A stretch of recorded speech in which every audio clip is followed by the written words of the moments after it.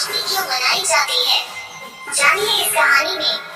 जन्माष्टमी हिंदू परंपरा के अनुसार मनाई जाती है। माना जाता है कि कृष्ण का जन्म मथुरा में भाद्रपद महीने के 8वें दिन की आधी रात को हुआ था। कृष्ण का जन्म राजत्ता के क्षेत्र में हुआ था।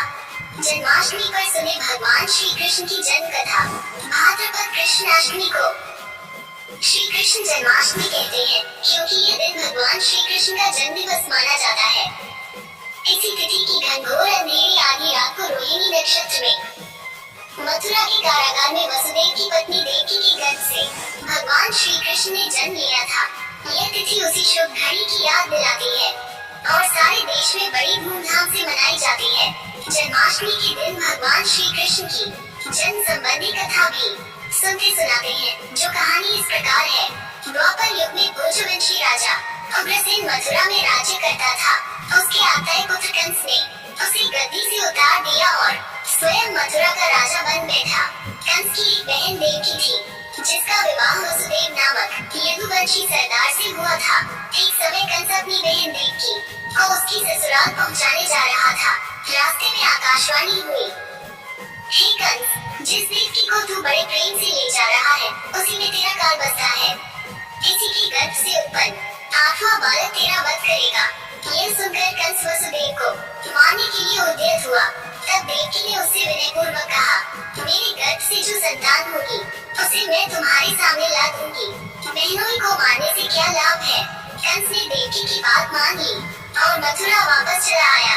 उसने वसुदेव और देवकी को कारागृह में डाल दिया। वसुदेव देवकी के एक एक करके 7 बच्चे हुए और सातों को जन्म लेते ही कंस ने मार डाला। अब 8वां बच्चा होने वाला था। कारागार में उन पर कड़े पहरे बैठा दिए गए। उसी समय नंद की पत्नी यशोदा को भी बच्चा होने वाला था। उन्होंने वसुदेव देवकी के दुखी जीवन को देख 8वें बच्चे की रक्षा का उपाय रचा। जिस समय वसुदेव देवकी को पुत्र पैदा हुआ, उसी समय संयोग से यशोदा के गर्भ से एक कन्या का जन्म हुआ, जो और कुछ नहीं सिर्फ माया थी। जिस कोठरी में देवकी वसुदेव कैद थे, उसमें अचानक प्रकाश हुआ और उनके सामने शंख, चक्र, गदा, पद्म धारण किए चतुर्भुज भगवान प्रकट हुए। दोनों भगवान के चरणों में गिर पड़े।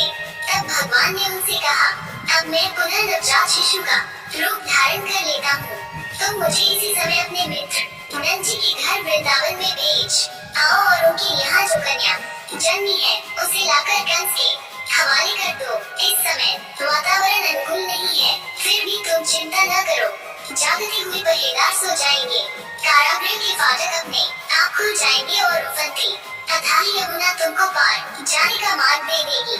उसी समय वसुदेव नवजात शिशु रूप श्री कृष्ण को सूप में रखकर कारागृह से निकल पड़े और अथाह यमुना को पार कर नंद जी के घर पहुँचे। वहाँ उन्होंने नवजात शिशु को यशोदा के साथ सुला दिया और कन्या को लेकर मथुरा आ गए।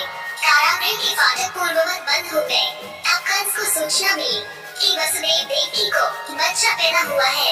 उसने बंदी गृह में जाकर देवकी के हाथ से नवजात कन्या को छीनकर पृथ्वी पर पटक देना चाहा, परंतु वह कन्या आकाश में उड़ गई और वहाँ से कहा, अरे मूर्ख, मुझे मारने से क्या होगा। तुझे मारने वाला तो वृंदावन में जा पहुँचा है। वो जल्दी तुझे तेरे पापों का दंड देगा।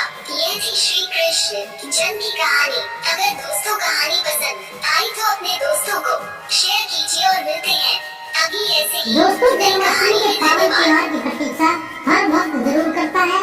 भगवान श्री कृष्ण के जन्म दिवस पर विभिन्न प्रकार की झांकियां निकालकर इस दिन को मनाया जाता है। लेकिन दोस्तों, क्या आप भगवान श्री कृष्ण के जन्म से संबंधित कहानी जानते हैं? क्या आप जानते हैं कि जन्माष्टमी क्यों मनाई जाती है?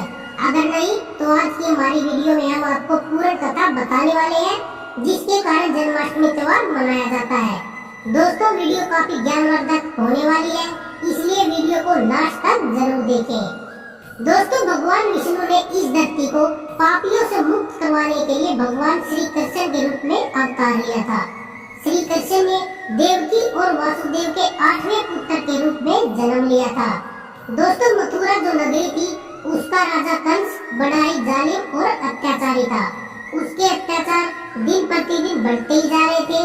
उसके राज्य में प्रत्येक नागरिक उसके अत्याचारों से तंग आया हुआ था। दोस्तों, एक बार आकाशवाणी हुई कि उसकी बहन देवकी का 8वां पुत्र ही कंस का वध करेगा। यह सुनकर राजा कंस काफी क्रोधित हुआ तथा उसने क्रोध में आकर अपनी बहन देवकी तथा उसके पति वासुदेव को काल कोठरी में बंदी बना लिया तथा सैनिकों को उनके ऊपर नजर रखने का आदेश दिया। सैनिकों को कहा गया कि जब भी देवकी किसी बच्चे को जन्म दे मुझे तुरंत सूचना दी जाए। दोस्तों, इसके बाद कंस ने एक एक करके देवकी के 7 बच्चों को मार डाला। लेकिन दोस्तों, जब देवकी ने 8वें पुत्र यानी कि श्री कृष्ण को जन्म दिया तो भगवान विष्णु ने वासुदेव को आदेश दिया कि श्री कृष्ण को गोकुल में यशोदा माता तथा नंद बाबा के घर पहुंचा दिया जाए ताकि वह अपने मामा कंस से सुरक्षित रह सके। दोस्तों, इसके बाद वासुदेव ने श्री कृष्ण को सुरक्षित यशोदा माता तथा नंदलाल के पास पहुंचा दिया तथा उनके जन्मे बच्चे को लेकर वापिस काल कोठरी में आ गया। दोस्तों, वासुदेव के जाने और आने तक जेल के सभी सिपाही भगवान विष्णु की माया से मूर्छित पड़े हुए थे। जब कंस को देवकी के 8वें पुत्र के होने के बारे में पता चला तो उसने जेल में आकर उसके 8वें पुत्र को मार डाला तथा आकाश की तरफ देखकर खुशी के मारे चिल्लाने लगा कि देखो, मैंने आकाशवाणी को बदल दिया, मेरी मौत को मैंने स्वयं अपने हाथों से मौत दे दी। लेकिन दोस्तों, उसे मालूम नहीं था कि उसकी मृत्यु तो सुरक्षित गोकुल धाम में पहुंच चुकी है। श्री कृष्ण का लालन और पालन माता यशोदा तथा नंद बाबा के देखरेख में शुरू हुआ तथा श्री कृष्ण के बड़े होने पर उन्होंने कंस का वध करके नगरी को अत्याचार से मुक्त कर दिया। बस दोस्तों, श्री कृष्ण के जन्म लेने के बाद ही जन्माष्टमी का त्योहार मनाया जाने लगा। माता यशोदा तथा नंद बाबा ने संपूर्ण गांव के साथ मिलकर पहला जन्माष्टमी का त्योहार मनाया था। उसके बाद सारे देश में प्रतिवर्ष जन्माष्टमी का त्योहार मनाया जाने लगा। दोस्तों, श्री कृष्ण जन्माष्टमी की तारीख में हर साल बदलाव होता है। ज्यादातर यह समय 2 दिनों के बीच पड़ता है। इस साल जन्माष्टमी का त्योहार 30 अगस्त यानी कि सोमवार को मनाया जाएगा। जगह जगह श्री कृष्ण को पालकी में बैठाकर झूला झुलाया जाएगा तथा उनकी आरती पूजा भी मंदिरों में की जाएगी। दोस्तों, बाजारों में मेले का आयोजन भी इस दिन किया जाता है। तो दोस्तों, क्या आप भी जन्माष्टमी के दिन व्रत रखते हैं? हमें कमेंट करके जरूर बताएं।